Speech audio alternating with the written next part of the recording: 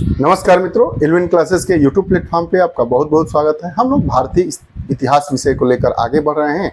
आज अपनी इस कक्षा में हम बात करेंगे कूका आंदोलन और नामधारी आंदोलन के बारे में। तो आइए बात करते हैं। इस आंदोलन के मूल प्रेरक भाई बालक सिंह के शिष्य भाई राम सिंह थे। कूका आंदोलन जो हुआ था, इसके मूल प्रेरक कौन थे? राम सिंह। 1824 से 45 तक इनके पिता सरदार जस सिंह रामगढ़िया मिसल से संबंध रखते थे।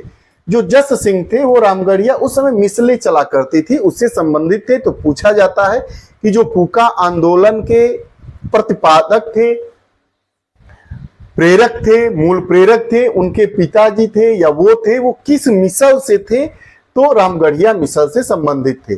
जब 1857 के विद्रोह के बाद भाई राम सिंह अपने गुरु बालक सिंह का आशीर्वाद लेने हजरू नामक स्थान पर गए और लौटने पर अपने गांव भैली जो लुधियाना में है रहते हुए अंग्रेजी सरकार के विरोध का निश्चय किया। 1857 की क्रांति के बाद उन्होंने अपने गुरु का आशीर्वाद लिया और अपने गांव आए पंजाब में, और पंजाब में आकर उन्होंने अंग्रेजों के विरुद्ध लड़ने का निश्चय किया। अपने अनुयायियों को श्वेत पगड़ी, वस्त्र और श्वेत ऊन की माला पहनने एवं स्वदेशी वस्त्रों के प्रयोग के लिए कहा। इनके जो अनुयायी थे उनसे कहे कि श्वेत पगड़ी पहनिए, श्वेत ऊन की माला पहनिए और श्वेत वस्त्र पहनिए। उन्होंने सरकारी शिक्षा, न्याय, रेल, डाकघर इत्यादि का बहिष्कार किया। इस अर्थ में वह पहले व्यक्ति थे जिन्होंने सरकार से असहयोग की नीति अपनाई। असहयोग आंदोलन 1919-1920 से पहले ही अगर सरकार के विरुद्ध असहयोग की नीति अपनाने की बात की जाए तो वह कूका आंदोलन के प्रेरक नेता थे, जिन्होंने सरकार से असहयोग आंदोलन जैसी बातें की, जिन्होंने सरकार से असहयोग की नीति अपनाई। क्यों नीति अपनाई? उन्होंने सरकारी शिक्षा, न्याय, रेल, डाकघर इत्यादि का बहिष्कार किया। अपने कार्य के लिए प्रायः सरकारी सड़क मार्गों का उपयोग नहीं किया करते थे। अपने स्वतंत्र गुप्तचर विभाग की स्थापना की। बहुत ही देखिए क्या किए ये, या जाने के लिए, कहीं जाने के लिए जो सरकारी सड़कें होती है उनका ये प्रयोग करते ही नहीं थे। इन्होंने अपनी गुप्तचर संस्थाएं स्थापित कर दी, अंग्रेजों का विरोध किए, अंग्रेजों से असहयोग की नीति को अपनाए। जो कूका आंदोलन के प्रेरक थे राम सिंह। अप्रैल 1863 में राम सिंह के अमृतसर समागम का तीव्र विरोध किया गया। 1863 में राम सिंह को उनके ही गांव भैड़ी में नजरबंद कर दिया गया और 67 तक नजरबंद रखा गया। अब आंदोलन करने लगे तो सरकार की नजर उन पर पड़ी। सरकार मतलब ब्रिटिश हुकूमत की, और उनको अपने गांव में ही, पंजाब का वैणी जो गांव था उसमें ही उनको नजरबंद कर दिया गया। गौ हत्या के प्रश्न पर नामधारी सिखों ने अंग्रेजों का विरोध किया। गौ हत्या के प्रश्न पर भी सिखों ने अंग्रेजों का विरोध किया। 1854 में लाहौर से कुछ नामधारी सिख हरविंदर साहब के दर्शन के लिए अमृतसर गए, जहां जस्सा सिंह अहलूवालिया को गो हत्याओं की जानकारी मिली। जब सिख वहां पहुंचते हैं तो जस्सा सिंह अहलूवालिया को यह जानकारी मिलती है गो हत्याओं के बारे में कि गायों की हत्या की जाने रही है। 1871 अप्रैल का महीना था। नामधारी सिखों ने बूचड़ खानों पर आक्रमण प्रारंभ कर दिया। बूचड़ खाने किसको कहते हैं? जहां गायों को काटा जाता है, वहां इन्होंने आक्रमण प्रारंभ किए। लाहौर क्षेत्र के कमिश्नर WC डेविस ने गो हत्या पर प्रतिबंध लगाना स्वीकार नहीं किया।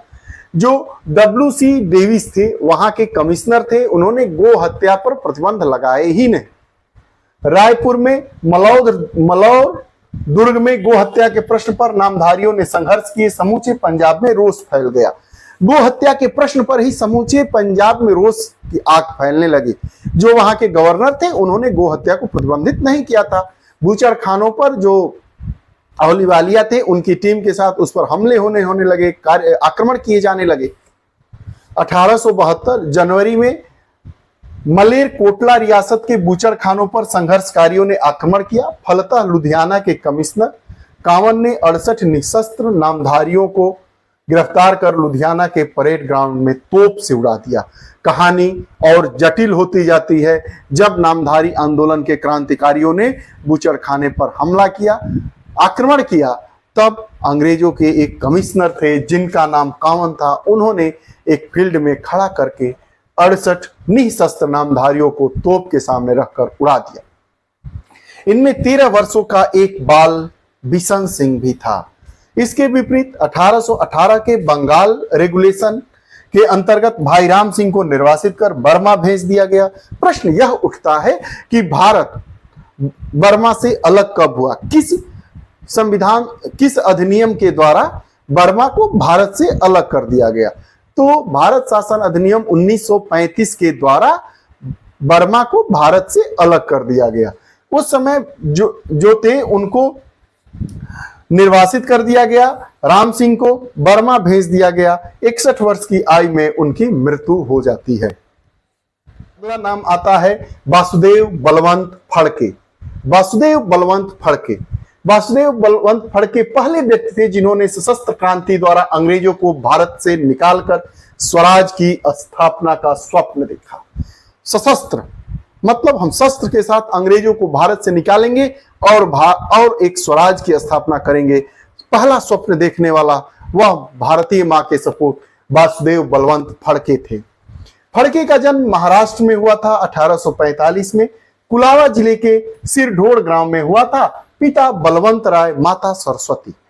फड़के ने अपनी आत्मकथा 1876-77 के अकाल अंग 1880 की अकाल कमीशन की रिपोर्ट में 8 लाख लोगों के मरने तथा इसके बावजूद क्रूर तरीकों से भूमिकर वसूलने जैसी समस्याओं का वर्णन किया है।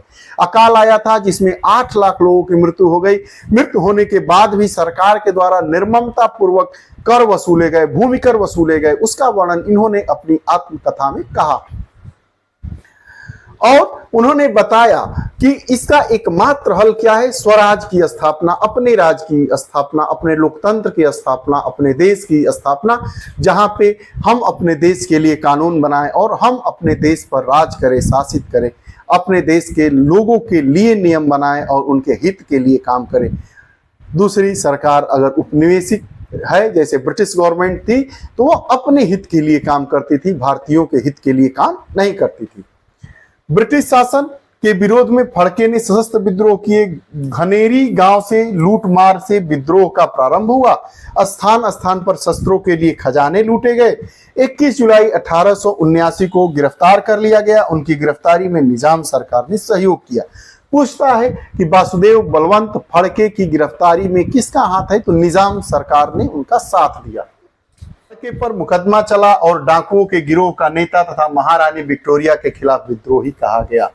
डाकुओं के गिरोह का नेता की संज्ञा किसे कहा जाता है, तो बलवंत वासुदेव फड़के को कहा जाता है। वासुदेव फड़के को निर्वासन की सजा दी गई। उस समय निर्वासन की सजा बहुत दी जाती थी। राम सिंह को भी निर्वासन की सजा दे दी गई थी, उनको बर्मा भेज दिया गया था।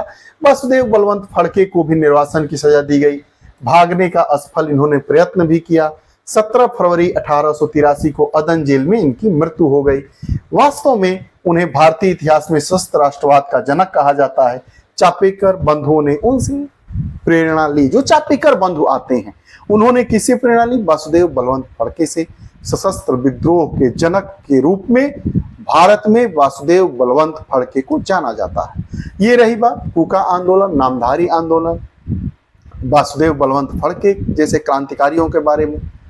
आपको हमारी कक्षाएं कैसी लगती हैं? कृपया आप चैनल से नहीं जुड़े हैं तो कृपया चैनल से जुड़े, अपने मित्रों तक शेयर करें। कमेंट बॉक्स में अपने विचार देते रहिए। आपके विचार हमारे लिए प्रेरक का कार्य करते हैं। पुनः नई कक्षा के साथ उपस्थित होंगे, तब तक के लिए बहुत बहुत धन्यवाद। नमस्कार।